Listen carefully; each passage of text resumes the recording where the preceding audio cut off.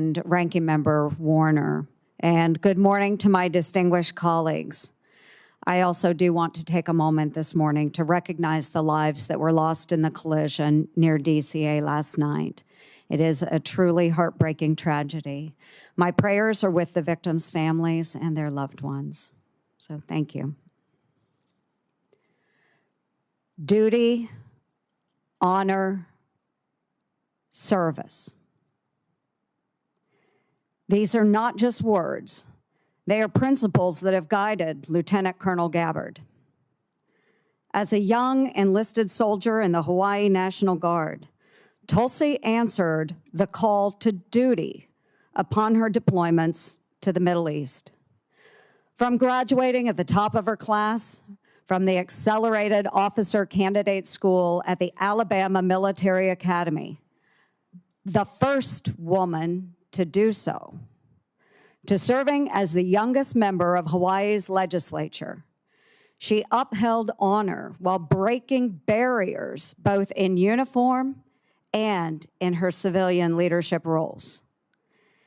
And today, Lieutenant Colonel Gabbard demonstrates her commitment to service by sitting before this committee, prepared to answer the nation's call yet once again, this time as the next Director of National Intelligence. Tulsi and I share similar backgrounds, both to our nation and to our communities.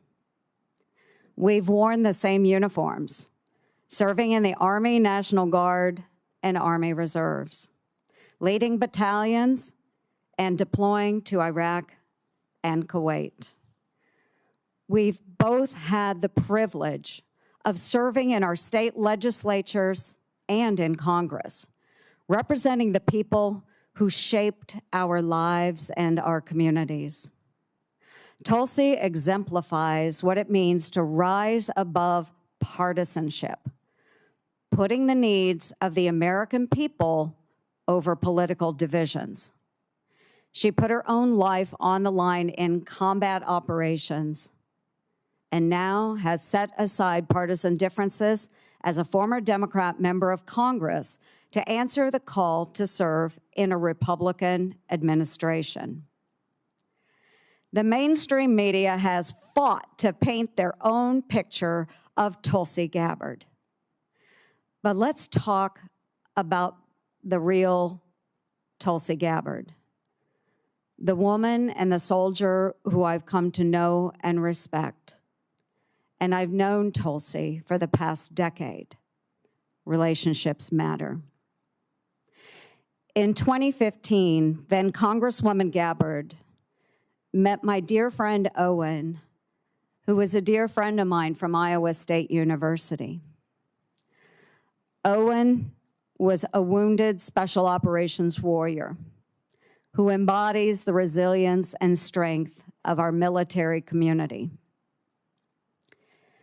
Owen was the subject of an attack in Afghanistan where he lost his leg and his left eye serving in the war. After this attack, or during this attack, Owen was tossed into the dead pile. Owen, bleeding and in excruciating pain, cried out to his teammates, "I'm not dead." Thankfully, his fellow warfighter attended to Owen. But the road to recovery was long and hard, including a stint at Walter Reed Medical Center. During this time, Owen met a fellow warrior and patriot, Congresswoman Tulsi Gabbard, who became a friend, and today they remain in touch. Owen prides himself in being a very good judge of character. And Tulsi, he speaks volumes of your character. Owen's final message to me before this hearing was, Tulsi has maintained her integrity throughout her career. She's the same gal I met in 2015. She always makes time for our old, broken warriors. And colleagues, I will leave you with this. You know me. I trust Tulsi Gabbard. She will be honest with you. She will listen to your concerns. She will be receptive to your feedback. And rest assured, Lieutenant Colonel Gabbard loves this country, a fact proven by her willingness to put her life on the line to defend it. For over 20 years, she has put on the uniform and checked her political views at the door with one mission in mind: to protect and defend our great United States of America. Tulsi, duty, honor, and service have marked your life. Thank you for your extraordinary dedication to our nation, for embodying the values that make our military the best in the world, and for stepping up to serve yet once again as President Trump's Director of National Intelligence.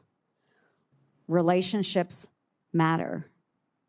I urge my colleagues to support this nomination. My best wishes to you,